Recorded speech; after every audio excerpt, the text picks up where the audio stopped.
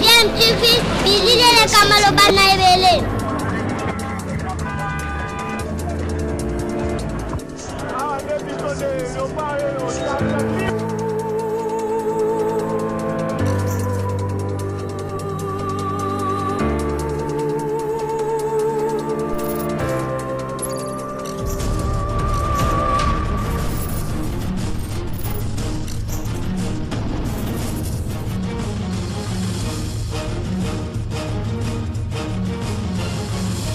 DMTV toujours en avant.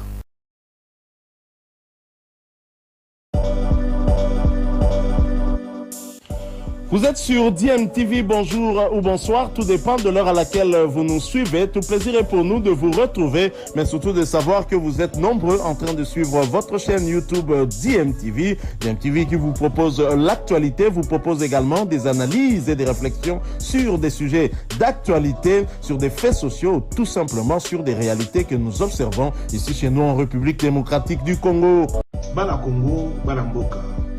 Ngande kona bino Hervé Diakese na yosola mingi boye binga na sa porte-parole ensemble pour la République kasi na za formation na nga na za juriste na sa droit public pe na za avocat na Congo pe na miki ya papaya ti na cour pénale internationale na mingi na sola mino na makambo etali mobeko likonzi otobenga na constitution ya mboka na biso masolo ezokende kilikili depuis Mkonzi Mboka Félix Tshisekedi Chilombo abetaki lisolo na ye na Kisangani a décidé à changer la constitution. Tant que tout le monde a makambo bato parti na ye to bato bazosunga ye mingi bazosunga ye na makanisa mabe makambo komoloba na ba défaut ya constitution na biso eza makambo libanda kutu na oyo constitution esali. Mais si tu fais kimia, tu vas organiser le couteau baza koloba mbe yangwana nde bosolo. Yango ngai pe na telemi, ngai kosolo na biso na lingala facile. Couteau ya koloba penda nini constitution na biso ezali. Pe nini ezali pe. To telemela mingi le couteau oyo bango bazolo lebela na mayeba tali constitution na biso. Yangwana na bosala mwa ba vidéo atamitano. Lelo nazo banda nanu ko répondre na ba article oyo bango ba pesaki o ba ko la constitution maka si mana ko ya koloba pour la mini constitution to zwa kiango ba yaki ko résoudre ba problème nini et ko mema biano na mituna nini pe ere ko pesa ba solution na makambo nini to zonga nanu makambo Mokonzi Mboka na baki président lobi constitution yo eza constitution bapaya papa yamba sala kiango d'ailleurs bolandi batumele ba telemeli makamalo wana ezalaki lokuta penza oyo moni bamona IDPS ba mesana babengaka ba kadiosha donc akolobane likambo moko boye na miso ya bato bakosi na bango mpe leki bongo mais bon tobandi kotelemela bango tokomoyeba mayele na bango ya mabe po kote lokuta wana eza industrie monene mpenza IDPS eyebi constitution esalami na bango pour constitution et salamaki na simisimi na province orientale ya kala donc Tchopo lelo na côté Kisangani et salami na batu ya Sénat et bien c'est ba expert Sénat ya transition simana yango ba débattre na assemblée ya transition mais tokendaki ko sala ngo référendum donc peuple congolais mutakendaki ko voter yango donc yango nde tondimaki yango ekomi constitution mboka kaka constitution wana nde esali ke président Tshisekedi akoma président mais surtout nde constitution wana papa Etienne Tshisekedi apretaki serment likolo nango ntango ye pas se proclamaki président ye na Albert Moleka boluka ba video na bokotala bapretelaki yango serment wana donc la constitution au peuple congolais andima abunda mpo nango asupa makila mpo na constitution wana po mon constitution na kokotisa mpenza oyo nde yango eza kobloke président Tshisekedi na bato bazosunga ye ezali baverrou oyo ebenga loko bakadena donc antivol tolingaki alternance to tolingaki pouvoir moko eumelaka te etikala libela mais baverrou yango eza na article 220 nakozonga ekoloba likambo moko apart likambo constitution ya bapaya au constitution talibanda au tu veux démontrer que ça le coûte puisque tout ce lobby que tu votes qui on a référendum ba ko bakisa on a constitution on a ils ont un article moko et lobby que tu votes kamboka le coût monene batanga article 217 ba lobby moni article on a lobby que mboka na biso na cadre ya coopération internationale et ko ça la renonciation la souveraineté nango bande ko nanga article wana eza ba article ba bengaka pona unité africaine pona intégration eza ba article sali ke ba pays ya Europe ba sala Schengen donc ils permettre que ba citoyens ba circuler librement ba entreprise et s'établir librement ba sala ba importation to ba exportation librement ndenge esalaka ke tokokende na Brazza tozala besoin visa te basaleli yo laisser passer ndenge esalaka ke bato mosusu na frontière kotakatanga bakendaka na nani na Zambie donc eza nango na likambo moko te oyo tokokosede souveraineté renonciation elakisi ete bolimite mwa badroit bokokosala mpona bozokolabore ndenge bomonaka ke ambassade na biso ekozala na États-Unis ata babomi mutu na kati ya ambassade na biso police américaine moye kota kuna eza te pourquoi donc États-Unis renoncer na souveraineté ambassade na biso eza territoire mosusu mais na kati États-Unis bosoko balobi ke na mokolo wana États-Unis eteki mboka ambassade na biso na France même po baautorité française maintenant bonomona bagroupe ya bacombattant y compris ya IDPS so bakotia mobulu na kati ya ambassade po police française ekota na ambassade ona ya kokanga mutu il faut ambassadeur na biso nde autoriser bango bakota po eza territoire mosusu wana nde eza baregle toyekola na classe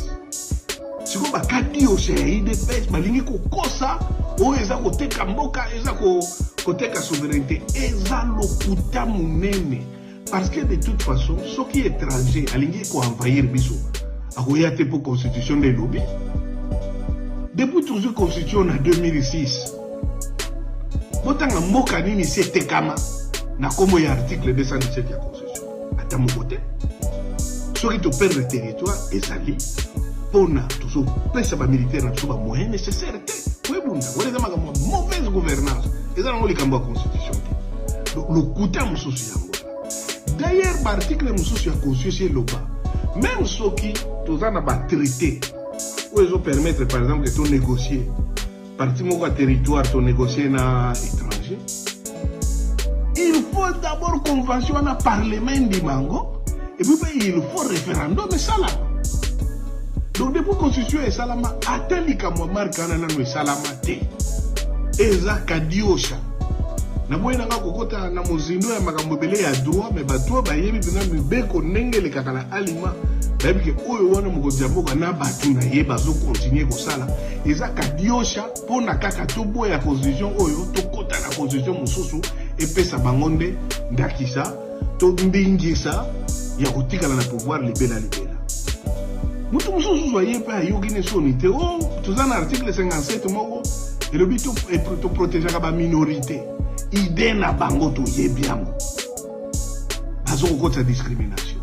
mais ntango tozoba baminorité na bagroupe vulnérable mais na moko toza na bapopulation minoritaire lokwa bapigme constitution elobi bato baza na bagroupe wana oyo mpenza bazali minoritaire na bacommunauté na bango il faut koyede bango baprogresse na vie bapigme il faut koyede bango bakota na baklasse lokola bato nyonso baexerce bafonction donc bazala bato mo batia bango l'écart te baminorité bokozala baminorité mosusu eza lié par exemple na nature ya nzoto lokola balbinos baza na besoin ya protection mosusu ke biso bato toza poso mwindu eke soki bango lete koki kosunga bango mpona bazwa badiscrimination te mpo non aza albinos bokomotia ye baide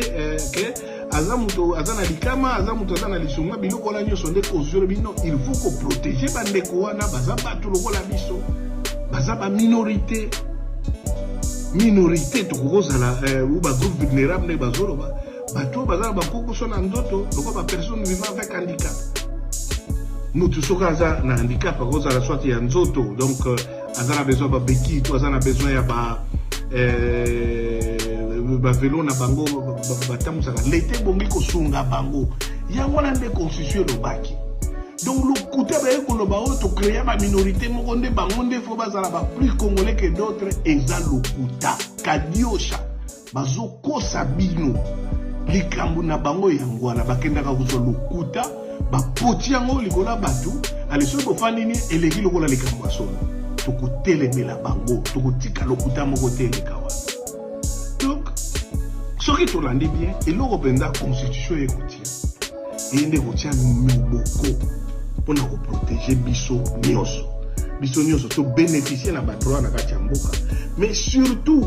tolingi nde bokonzi moko ewumelaka seko na seko te. Yango wana balobaki président oza na 2 mandats na yo soko osilisi kende. Ntango bakomi nde esika wana bamoni ke suka ekomi pene na bango ale balingi siko babanda kochange basolo bachangeaka règle du jeu pendant compétition te. Jamais président Tshisekedi a fait la campagne alobaki mokolo moko nakoya po na changer constitution po eza testament papa na biso. Constitution oyo papa Etienne Tshisekedi a prêtaki serment pe likolo na oza se rappeler ba image beza na Albert Moleka directeur de cabinet na ye na 2011. Alors ndenge nini oya oluka ko changer règle du jeu